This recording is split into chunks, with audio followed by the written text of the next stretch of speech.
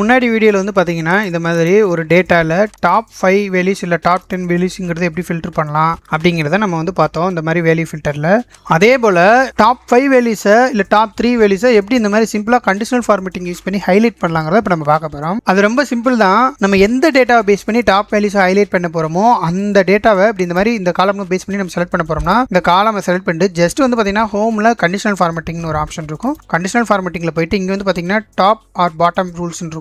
இதில் வந்து பார்த்தீங்கன்னா ஃபர்ஸ்ட் ரூல் இப்போ வந்து எனக்கு எத்தனை வேல்யூஸ் வந்து ஹைலைட் பண்ணு, எனக்கு டாப் 3 மட்டும் ஹைலைட் பண்ணா ஜஸ்ட் டாப் 3 இந்த மாதிரி கொடுத்துட்டோம்னா இதுதான் டாப் 3 ஹையஸ்ட் வேல்யூஸ். அதே போல் எனக்கு லோவஸ்ட் வேல்யூஸ் மட்டும் நான் வந்து ஹைலைட் பண்ணணும் சேம் தான். பட் இங்கே வந்து பார்த்தீங்கன்னா பாட்டம் இருக்கும். அதில் வந்து எனக்கு பாட்டம் அதாவது லோயஸ்ட் சேல்ஸ் கொடுத்தது எனக்கு வந்து ஹைலைட் பண்ணணும்னா இந்த மாதிரி எனக்கு ஒரு 5 வேல்யூஸ்னா இந்த மாதிரி ஹைலைட் பண்ணணும்னா இதை செலக்ட் பண்ணணும்னா இதெல்லாம் வந்து பார்த்தீங்கன்னா லோவஸ்ட் 5. பட் அதுக்கு முன்னாடி நம்ம நோட் பண்ண வேண்டியது என்னென்னா இந்த மாதிரி ஏற்கனவே ஒரு கண்டிஷனல் ஃபார்மேட்டிங் போட்டிருக்கோம்னா இன்னொரு ரூல்ஸ் போடும்போது பார்த்தீங்கன்னா இந்த ரூலும் அப்ளை ஆகும், நியூவாக போகிற ரூலும் அப்ளை ஆகும். ஸோ அப்போ வந்து கரெக்டாக நமக்கு தேவைப்படுற டேட்டா கிடைக்கிது. அதனால் என்ன பண்ணணும்னா எப்பயுமே அந்த ரூலை கிளியர் பண்ணணும். அதுக்கு இந்த மாதிரி செலக்ட் பண்ணிட்டு இங்கே ரைட் சைடில் வந்து பார்த்தீங்கன்னா கிளியர் ஃபார்மேட் இருக்கும். கிளியர் ஃபார்மேட் கொடுத்துட்டோம்னா இந்த மாதிரி ஏற்கனவே இருக்க ரூல் வந்து கிளியர் ஆயிரும்.